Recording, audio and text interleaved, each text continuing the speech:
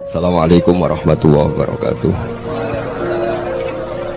Iki ngaji santai-santai napa muhasabah.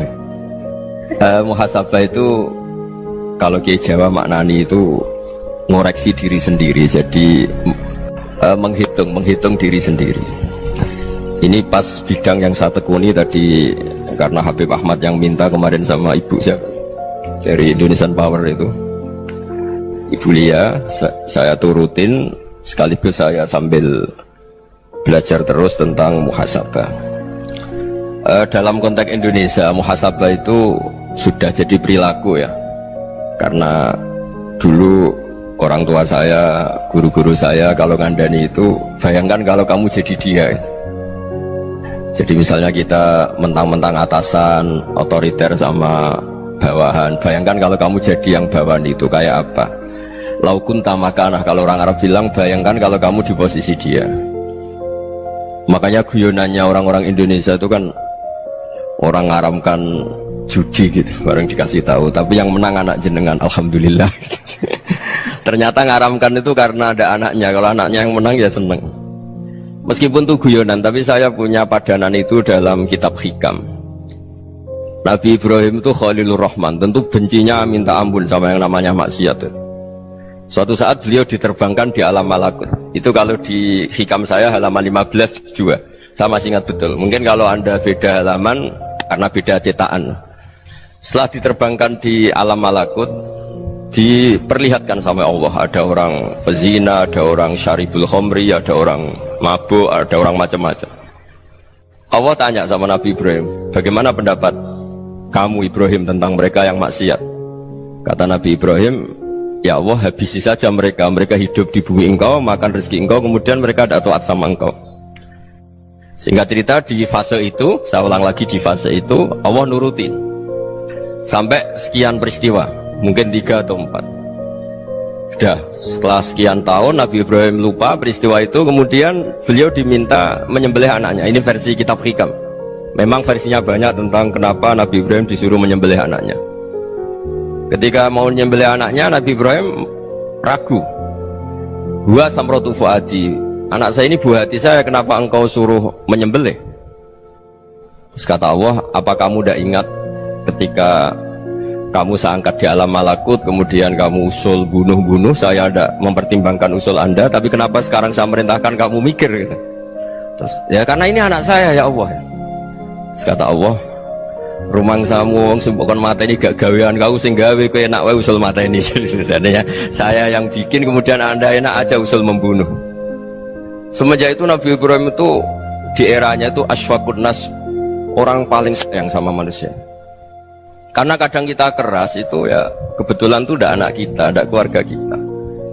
Cara orang Jawa itu kan gitu ya, kalau ada perempuan terus macak yang macam-macam pakai sepeda motor cowok, terus wah itu luput suwuk, semoga-moga gini. Tapi setelah dikasih tahu, niku ponakane jenengan, semoga-moga selamat. Jadi jangan-jangan kemarin ahli ma'asi itu kebetulan tuh tidak keluarga kita. Kalau keluarga kita yang pernah salah pada kita, semangat kita mintakan maaf. Jangan-jangan kita didikte hukum sosial gitu. Jadi orang yang salah kebetulan tuh orang yang menservis kita, atau keluarga kita, atau orang dekat kita. Jangan-jangan semangat kita mintakan ampun. Jadi kalau sama orang lain kebetulan musuh kita, kita semangatnya minta itu kena azab. Nah ini yang nggak boleh dalam Islam. Islam mengajarkan niru Rasulullah SAW, Nabi itu rahmatal lil alamin. Bahkan kemarin saya ngaji virtual sama beberapa habaib. Ada Habib Ali Al-Jufri dari Mesir ya, ada Habib Alwi dari Kuitang, ada Habib Nabil Al-Musawa. Dari sekian habaib itu saya masih ingat diantaranya yang didawuhkan rahmatan lil alamin itu ketika Nabi adahu kaumuh, disakiti oleh kaumnya, dan itu mereka masih kafir semua.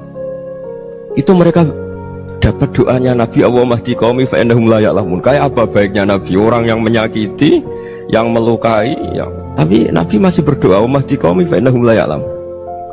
Sayyidina Umar dapat doanya Nabi itu ya khina kana kafiran, ketika masih kafir didoakan Allahumma aizzal Islam bi Umar. Itu ketika masih kafir. Itu pelajaran bagi kita bahwa yang sedang tidak cocok pun itu berdapat doa kita.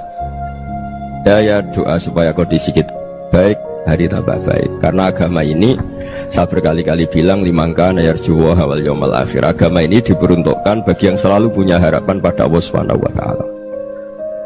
Saya cerita muhasabah ini tentang hubungan kita dengan Allah. Di Indonesia itu banyak orang fasik, banyak orang nakal. Ya di mana-mana orang nakal itu ya mayoritas, wa aksaruhum fasikun. Tapi berkahnya harapan. Mungkin saya kira nakal sok benda, mungkin saya kira sholat sok ben sholat, mungkin sekarang belum sakhok, belum dermawan, suatu saat dermawan. Barokahnya itu kefasikan ini dianggap sementara, sedang fasik, sedang tidak benar. Karena kiai-kiai kita, para guru-guru kita, para habaib utamanya itu mesti bilang semoga husnul khotimah. Nah barokahnya doa itu semoga husnul khotimah itu menjadikan satu pola sosial.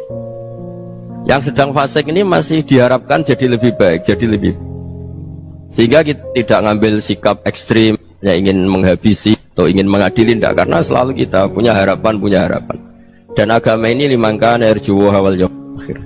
Bayangkan itu kalau yang nakal itu anak kamu, pasti kamu nggak ingin kan langsung dapat azab, dapat apa, padahal kita semua jadi tokoh ini abul kulli, bapak dari semuanya. Sehingga ketika Rasulullah SAW jalan-jalan kemudian melihat perempuan sedang menyalakan api. Kalau apinya mati ditiup, anaknya dijauhkan. Nanti kalau sudah jauh dari api, anaknya digendong lagi. Terus kata Rasulullah, matur ke semua sahabat, Aro'aitum anna hadih tarihatan waladaha alan nar. Apa kamu berpendapat bahwa perempuan ini akan melemparkan anaknya ke neraka? Tidak ya Rasulullah. Tidak akan seorang ibu melemparkan anaknya ke api. Terus kata Rasulullah, Allahu arhamu min hadih biwaladiha. Allah lebih rahman, lebih rahim dibanding orang tua ini kepada anaknya. Ini yang harus kita kenalkan terus, kita kampanyakan terus, supaya orang hubungannya dengan Allah itu nyaman, asik. Sehingga dengan demikian selalu ada harapan bahwa yang sedang nakal ini suatu saat tobat. Kita tidak boleh menghukumi pasti begini, pasti gini, itu tidak wilayah kita. Itu juga yang dicontohkan Rasulullah SAW. Secara lahir Nabi itu nggak berkenan sama Wahsy, karena Wahsy itu salahnya salah fatal, karena membunuh ahabban nasi ila Rasulillah, yaitu membunuh Sayyid Hamzah. Jadi ketika Wahsy tobat, Nabi itu nerima tobatnya. Dan ketika beliau dengan basariyahnya nggak siap ketemu Wahsy karena harus ingat Sayyid Hamzah, basariyahnya diturutin. Oke, kamu iman, saya turutin, tapi jangan sering ketemu saya, karena kalau ketemu kamu saya masih ingat sama paman saya Sayyid Hamzah. Kita bisa ngelola seperti itu. Kita tidak cocok sama orang, bagaimanapun mereka umat Rasulullah SAW, kita tetap mencintai mereka. Misalnya kalau beda agama, mereka sama-sama orang Indonesia, kita mencintai mereka atas nama warga Indonesia. Tapi kalau misalnya potongannya ora cocok, beda kultur, bawaannya itu mangkel no coro Jawa, ya bisa diilmoni, jangan ketemu. Wong sudah tidak cocok, ingin ketemu nyari solusi, roh ini tok seneng itu kan ya repot gitu. Ya sudah, kalau nggak pati cocok ya jangan sering ketemu. Dan itu kita bisa memanage seperti itu tuh bisa. Saya berkali-kali cerita tentang Imam Syafi'i. Kalau dikasih tahu ya Imam Abu Abdillah, panggilannya Imam Syafi'i, tetangga anda ini ternyata banyak yang nggak senang anda. Jawabnya beliau senang. Ya bagus kalau nggak senang saya, ndak utang saya katanya. Jadi gara-gara saman seneng aku ngatur aku ini kan. Dan mungkin saman rasa seneng kan ya enak.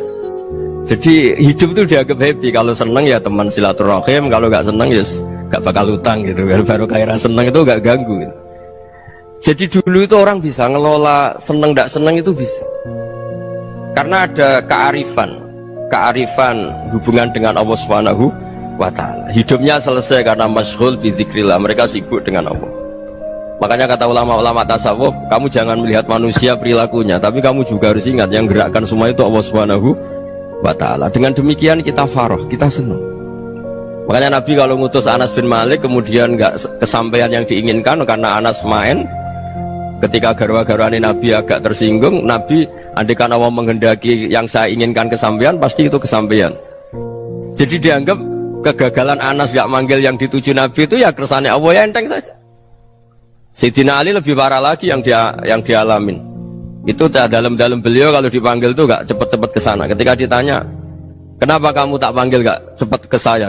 Amin tu ukubatak, karena aku tahu engkau orang baik. Orang baik itu pemaaf. Jadi makanya orang-orang soleh dulu itu bodoni itu. Makanya sekarang kalau ada orang bodoni itu mesti beda orang soleh. Kalau orang-orang soleh itu kakean husnudzon lagi sering dibodonin. Abdullah bin Umar itu masyhur itu. Kalau ada budaknya sering sholat, sergap sholat itu dimerdekakan. Akhirnya nggak sholat pun pura-pura sholat. Akhirnya juga dimerdekakan. Ketika ditanya, kenapa engkau merdekakan? Padahal mereka sholatnya menipu engkau, kata pembisik-pembisik itu. Man khoda'ana lillah in khoda'na lah.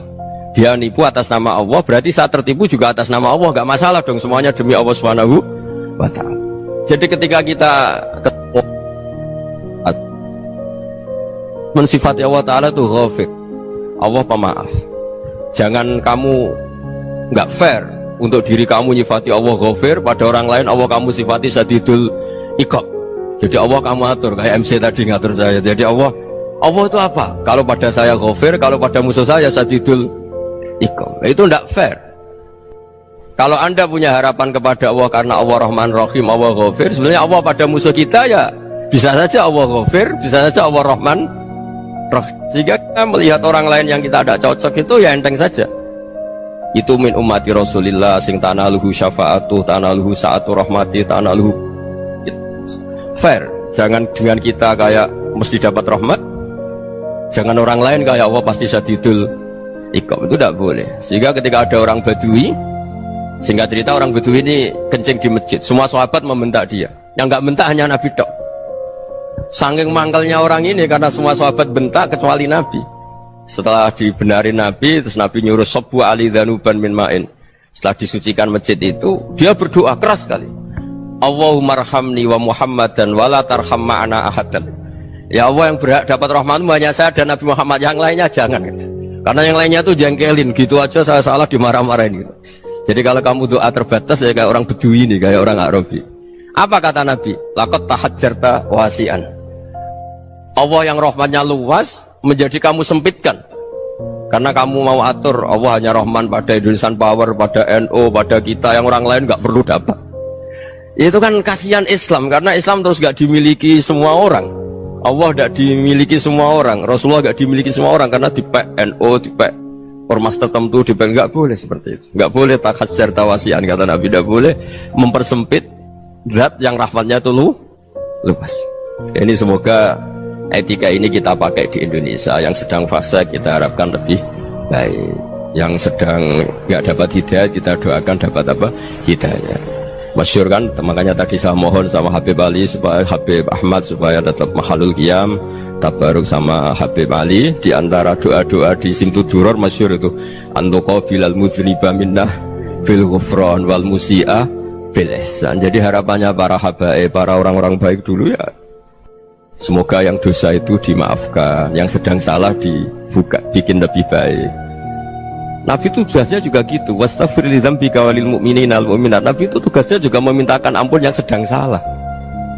Nah ini cobalah jadi etika kita, muhasabah kita. Jadi muhasabah itu cara berpikir kita set, kita pikir ulang. Ternyata semangatnya seorang Nabi itu wastaghfir li dzambika walil mu'minun. Semangatnya itu memintakan ampun. Orang ahli tafsir tahu semua kalau Nabi itu tidak mungkin dosa. Jadi itu khitabun lin Nabi wa urida bihi ummatu, itu khitab Nabi, tapi yang dimaksud itu umatnya, karena Nabi tidak akan mengalami dzambun, tidak akan mengalami dosa.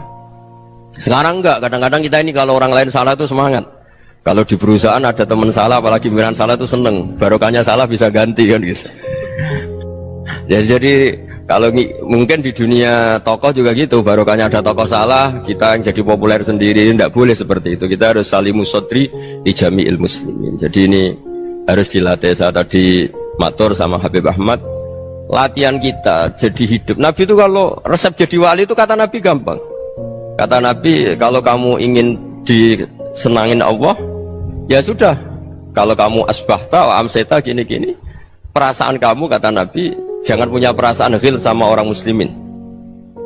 Itu sudah wadzalika min sunnati. Makanya Nabi ngendikan la yablughni ahadun an ahadin syai'an. Ada yang baca la yuballighni ahadun an ahadin syai'an.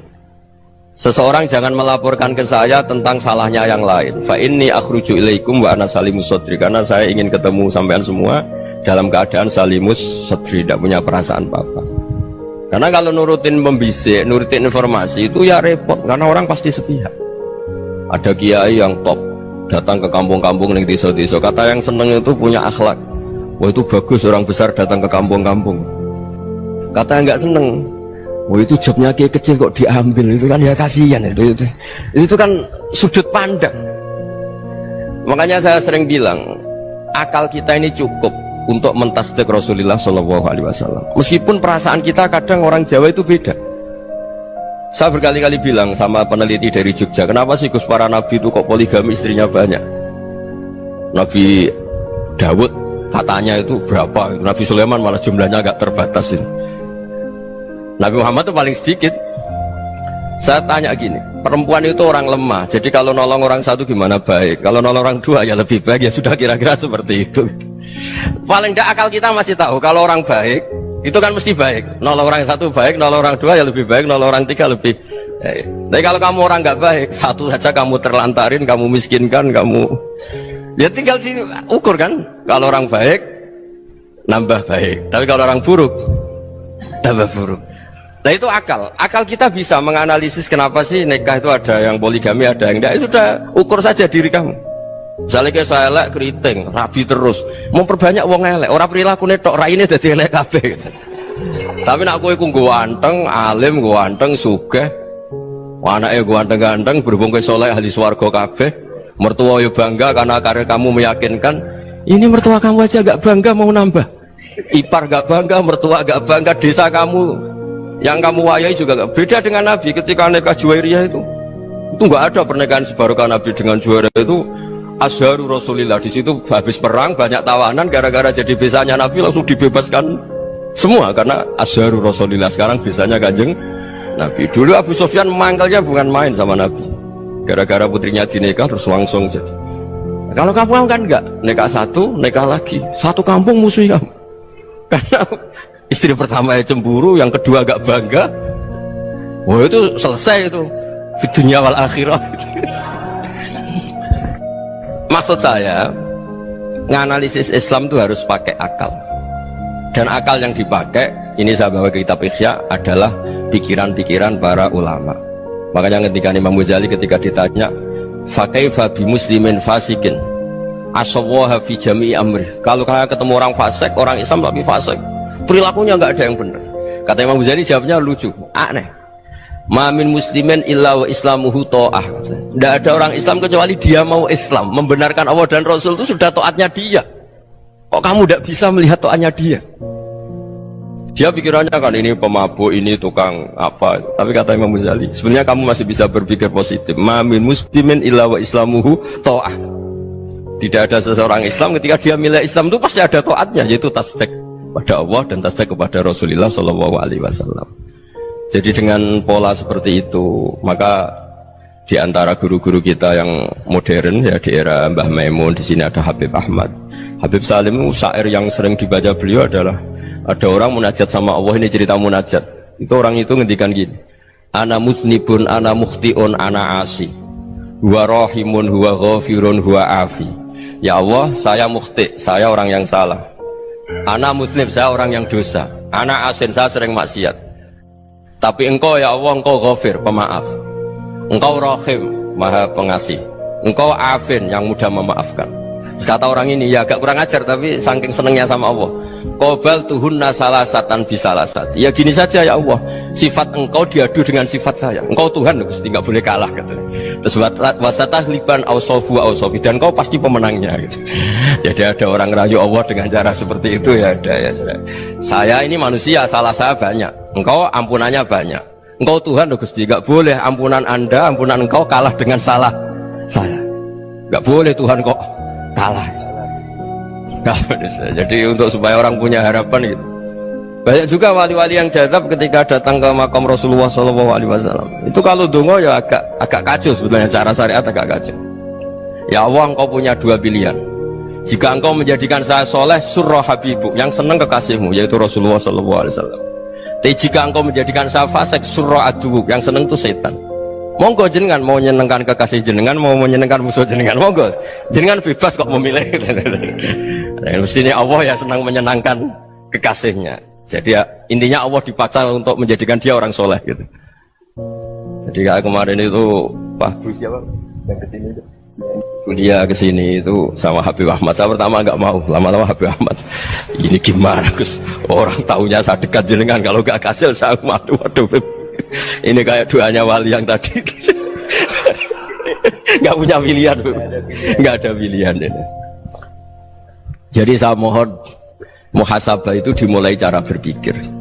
Makanya di sini sebetulnya tag ini supaya dapat barokahnya Ihya. Ini kitab yang disenangi para habaib, para ulama. Sebetulnya tag di muhasabah itu redaksinya gini ya, yang lengkap. Hasibu anfusakum qabla an tuhasabu wazinuha qabla an tuzanu wa tahayya'u lil ardil akbar. Jadi ada kata wazinu, jadi ukur. Perilaku Anda ini diukur, ditakar. Misalnya kita sebagai suami kan ya punya hal-hal yang kita tidak ideal. Corong Jawa mesti pesek, cara rezeki ya pas-pasan.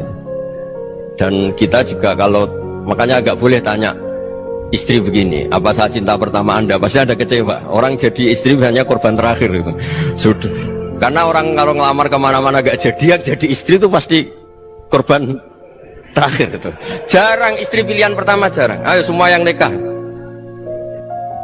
Rata-rata itu pilihan Anda pertama Pak, dari sekian ditolak di mana-mana terus. Ya perempuan terakhir. Kamu juga korban terakhir gitu. Itu wali-wali dulu kalau ngandani kita itu sederhana. Antal ini masyhur diceritakan Habib Zain bin Semit dalam kitab Al-Manhajus Sawi. Antalam tajid min nafsika kullama turid. Fa kaifa turidu min ghairika kullama turid. Kamu yang ingin ideal saja kamu tidak menemukan pada diri kamu untuk menjadi ideal. Kamu kan ingin ganteng, ingin punya uang banyak, ingin perilaku Anda sempurna. Anda saja yang punya keinginan tidak bisa mewujudkan keinginan Anda sendiri. Fakaifa turidu min ghairika ma turid. Jadi antalam tajid min nafsika kullama turid. Fakaifa turidu min ghairika kullama turid. Kamu yang punya keinginan saja. Misalnya saya ingin punya uang banyak, perilaku saya selalu benar, gak pernah salah. Loh, saya yang ingin saja dengan diri saya gak bisa untuk benar terus. Kok kamu berharap orang lain selalu benar? Jadi antalam tajid ya sama. Kalau kamu menuntut istri kamu itu ramah, neriman, apa kamu neriman sama wajah istri Anda gitu? Engkau ya pola neng dindi jajaki sana jajaki sini, kamu sendiri tidak tahu apa. Jadi itu nasihat yang luar biasa. Antalam tajid min nafsika kullama turid, fa kaifa turidu min ghairika kullama turid. Kamu mau menghormati semua orang? Tidak mau kan? Kemudian Anda berharap semua orang menghormati kamu. Kamu tidak ingin kan orang lain semua menghujat kamu, sementara kamu enak aja menghujat orang lain. Makanya Rasulullah SAW luar biasa ketika bikin kaidah sosial, apa la yu'minu ahadukum hatta yuhibba li akhihi ma yuhibbu li nafsi. Jadi kalau ukuran iman itu sederhana. Kalau sesuatu itu baik, nyaman bagi Anda ya bayangkan itu pada teman Anda. Misalnya Anda bangun tidur sudah acak-acakan, gak punya uang, utang jatuh tempo, kan gak ingin ketemu orang. Ya kamu jangan bertamu ke jenis ini, karena dengan kamu yang alami juga gak siap ketemu orang. Makanya ada Habib Alim itu dilapuri sama seseorang. Habib, dulu teman saya itu ketika saya kaya itu sering main ke saya. Setelah saya miskin, mereka tidak main ke saya. Kata Habib itu bagus, sunahul begitu itu bagus. Coba kalau kamu dulu kaya, teman kamu main kan kamu gaya, di rumah ada makanan, bisa hormat tamu. Setelah kamu miskin jadi buruh manol di pasar atau buruh bikin boto, teman kamu datang, malu enggak kamu? Mendingan gak datang gitu. Akhirnya baru, oh ya alhamdulillah kalau gitu. Loh ya kan dulu teman kita datang, kita ada Alphard, istri cantik, rumah bagus. Lah kita miskin, buruhnya orang pas dibentak-bentak, teman kamu udah datang. Milih datang kamu enggak kalau setelah kamu jatuh? Enggak kan? Jadi barokahnya ilmu itu terus. Ya, tapi kadang-kadang orang tuh, wah setelah saya miskin teman-teman enggak kasih kesini. Ya kalau kamu sudah jatuh, teman-teman kamu ke situ jadi tontonan. Ya mulai sekarang cara berpikir itu dirubah. Dulu yang namanya kiai itu kalau diundang orang itu ya agak-agak senang. Semenjak saya itu agak rubah. Ngundang kiai, ngatur kiai itu tak haram-haramkan ya ada lumayan lah, sekarang itu sudah mulai agak beretika. Dulu itu ngundang tuh tanggalnya ditentukan, jamnya ditentukan, enggak mikir apa kiai saat itu nganggur, enggak. Punya wadifah, enggak. Dia milih tanggal yang dia nganggur, enggak mikir pas itu kiainya nganggur apa, enggak. Ya saya hanya cerita aja, kamu tersinggung ya monggo, boten ya monggo itu kan. Jadi saya mohon lah supaya tadi saya juga matur ke Habib Ahmad. Jadi untuk orang merasa ikut sunnah Rasul itu gampang sekali kata Sayyid Muhammad. Dulu Nabi berpakaian ala daerahnya. Kalau mikot ya pakai mikotu baladi. Karena Nabi orang Medina dan beliau berdomisili di Medina ya misalnya mikotnya dari Bir Ali misalnya. Tapi kalau anda orang kawasan Tanim mau umroh ya dari Tanim. Misalnya kawasan Jirona ya dari Jirona. Artinya apa? Kamu ngambil mikot karena Nabi mikot misalnya dari Bir Ali. Bukan berarti kamu harus seperti Nabi di Bir Ali, kamu orang Mekah, misalnya kamu orang Tanim, orang ya harus dari mikotu apa? Baladi. Sama, makanya di fikih-fikih itu kalau teknik anak, Nabi orang Arab, halawiyatnya kurma ya kurma. Kalau orang Jawa sedegan, semua bodoh-bodoh. Ya, bodoh-bodoh manis. Jadi ini tabaruk sama Sayyid Muhammad, ini ada murid beliau, Habib Ahmad, saya baca. Supaya orang itu merasa ikut Nabi itu gampang sekali. Ini saya baca ya di halaman tadi disaksikan Habib Ahmad 433 di kitab apa begini Manhajus Salaf fi Fahmin Nusus. Itu kata Sayyid Muhammad, wa kanat sunnatu Rasulillah annahu yat'amu ma yajiduhu fi ardi wa yalbasu ma yajidu wa yarkabu ma yajidu mimma abahu Allah ta'ala. Faman istamala ma yajiduhu fi ardi fa huwa al-muttabi' lis sunnah.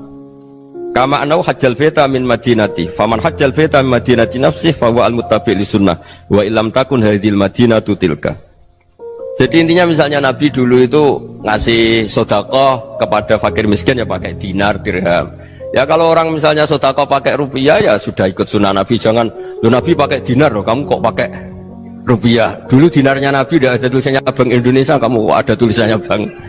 Ya tidak ada seperti itu. Ya jadi misalnya Nabi sedekah pakai tamar atau pakai al-aqid ya kita pakai beras, pakai apa supaya orang tuh bahwa Rasulullah itu milik kafatal linnas, milik semuanya, sehingga merasa ikut sunnah Nabi itu ya semuanya.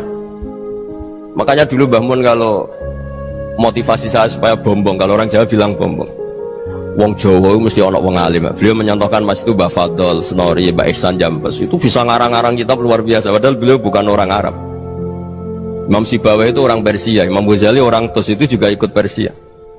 Kata Imam Mun, wong sing ora Arab lah mesti untuk jatah alim kata beliau. Karena Nabi itu diutus kafatal linnas. Nanti kalau orang yang alim itu Arab tok, berarti tidak ada perwakilan dari Afrika, dari Asia Tenggara, dari mana-mana. Makanya karena Nabi statusnya itu kafatal linnas. Jadi kita harus bangga sebagai Muslim, sebagai orang Indonesia karena misalnya Wali Kutub.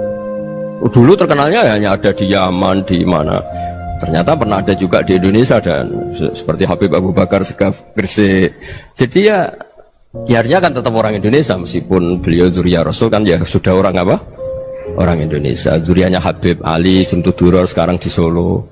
Jadi Indonesia juga dapat alawin banyak dari Sadatin al-Alawin juga banyak. Jadi saya mohon barokahnya ngaji seperti ini.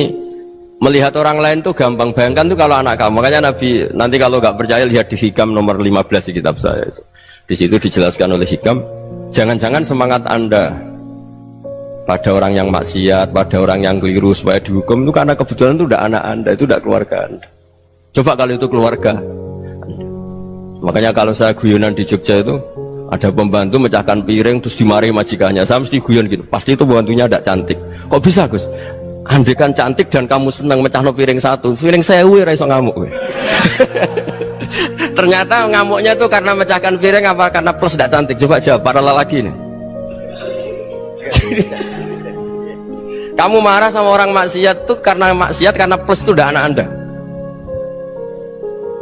Bayangkan kalau itu anak Anda.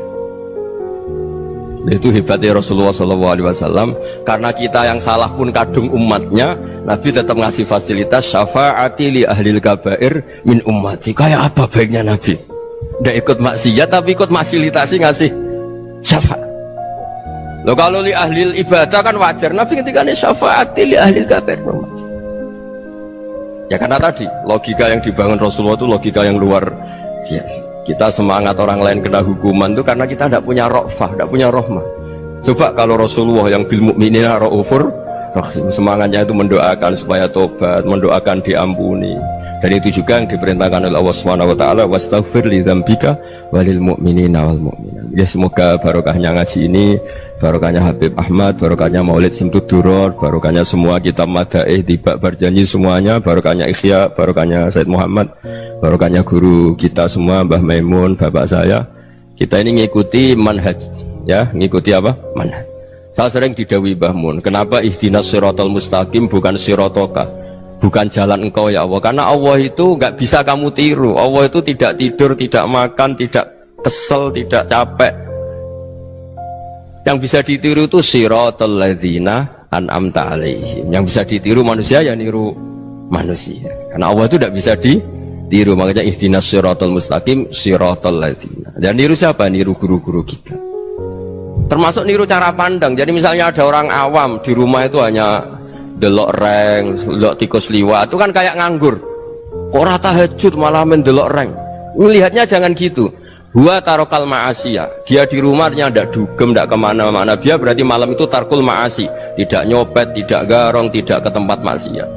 Susahnya apa sih husnudzon? Jadi jangan lihat huwa tarkut tahajud, huwa tarokat tahajud, wa taroka qiyamal lail. Oke ya, namanya orang begitu ya tidak tahajud, tidak qiyamul lail. Tapi susahnya apa sih kamu bilang huwa tarokal ma'asiyah? Dia juga meninggalkan maksiat, dan tarkul maksiat itu ibadah. Supaya orang tuh gampang lah husnudzon sama orang muslim. Ini orang mukmin, orang yang luar biasa. Di mata Allah itu orang yang luar biasa. Kayak tadi Imam Ghazali, kalau saya ketemu orang muslim kemudian dia tidak pernah baik, gimana? Kata Imam Ghazali, ma'ami muslimin illa wa islamuhu ta'ah. Tidak ada orang Islam ketika dia mentasdihkan Allah dan Rasulullah, berarti dia juga punya taat. Ya ini latihan saja, sing iso nglakoni Habib Ahmad kula namung cerita mawon. Kula cerita secara akademik, saya punya kitab, saya baca, dan alhamdulillah kita paham barokahnya para guru, dan supaya terbiasalah. Sebaik-baiknya ibadah husnudzon billah wa husnudzon bil mu'min. Soal tidak cocok ya diilmoni tadi ya, namanya nggak cocok ya jangan sering ketemu. Seperti Rasulullah SAW, beliau karena sangat mencintai Said Hamzah, ketemu orang yang pernah begitu sama Said Hamzah ya beliau secara basyariah tidak siap. Tapi beliau secara cara bahasa sekarang, secara profesional, kalau beliau seorang nabi dan harus menerima tobatnya siapapun ya diterima. Saya meskipun dengan A, B gak cocok karena dia begini-begini sama saya, tapi saya ingat dia sholat, dia baca sholawat, dia mencintai Rasulullah, ya kita hormat. Ya soal gak cocok ya di manage tadi ya, zurhiban tasdid huban. Kalau gak pati cocok ya jangan sering ketemu, bawaannya enak nanti. Ya semuanya itu diilmoni lah. Makanya ngendikane Ma'ruf Al-Qurhi, ada yang baca Al-Kharki, mangqala fil yaumi salasa marrat wa marham umat Muhammad kutiba minal abdal. Karena semangat mencintai siapapun satu hari sering baca marham umat Muhammad wa ma aslih umat Muhammad wa ma tajawaz an umati Muhammad, itu mesti kutiba minal abdal. Dia pasti termasuk wali abdal. Maksudnya semangat mencintai ya dilatih lah. Misalnya Indonesia Power atau PLN, andai kan tidak ada PLN tuh kayak apa? Orang nggak bisa ngaji, tidak bisa aktivitas. Ya barokahnya ada PLN, barokahnya jasanya. Kita sadar, tidak semua kebaikan kita ini memenuhi keinginan orang banyak. Gitu. Orang banyak ingin listrik, ingin saluran apa, dan itu kadang yang mewujudkan orang lain atau kelompok lain. Ya karena itu manfaat ke orang lain ya kita doakan. Karena khairun nas anfa'uhum linnas. Sehingga kita terbiasalah ngakui orang lain. Seperti semangatnya Rasulullah SAW, semuanya itu didoakan, semuanya diinginkan kebaikannya. Bahkan Nabi gak putus asa sampai di akhirat. Ketika Nabi lain sudah putus asa karena sudah akhirat, sampai dimintai syafaat semuanya bilang nafsi nafsi, karena merasa semuanya gak punya nyali di depan Allah, karena ini sudah akhirat, sudah finish. Tapi apa Rasulullah? Analah, ya udah saya sanggup mensyafaati kalian.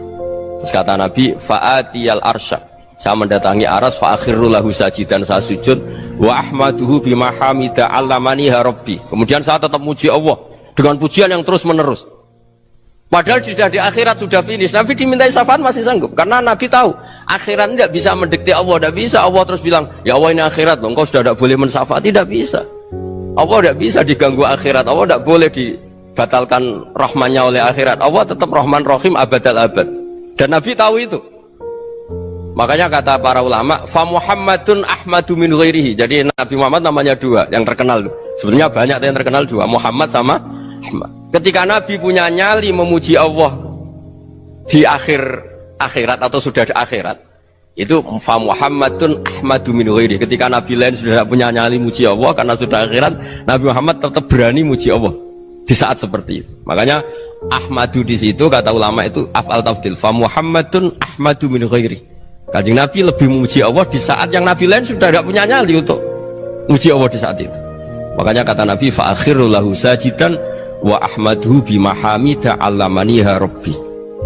Akhirnya setelah lama gitu terus Allah ngendikan ya Muhammad irfa' ra'sak wasal tu'tah wasfa' tusyaffa. Sudah Muhammad, angkat kepala kamu, kamu minta apa saya turutin, dan kalau kamu ingin mensyafaati umatmu saya beri hak apa?